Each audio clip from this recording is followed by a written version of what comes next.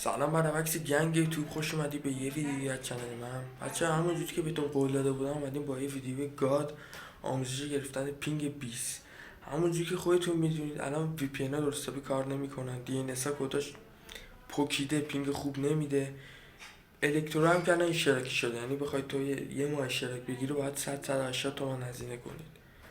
من دی ان اس گاد آوردم پینگ 20 تضمینی، یعنی یه گیم پلی گرفتم در انتهای ویدیو میبینید.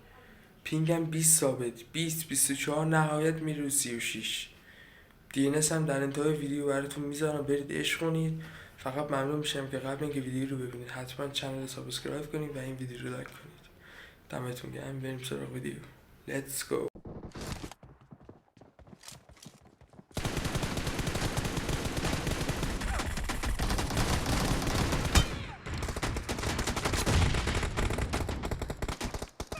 Point for the red team.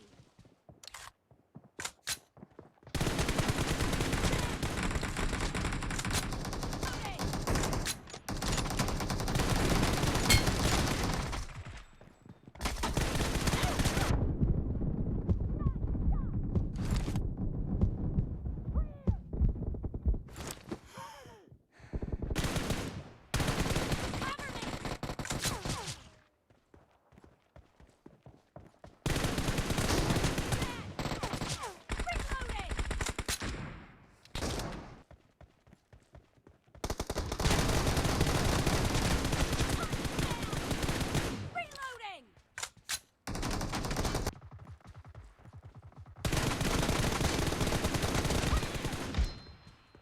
Reloading!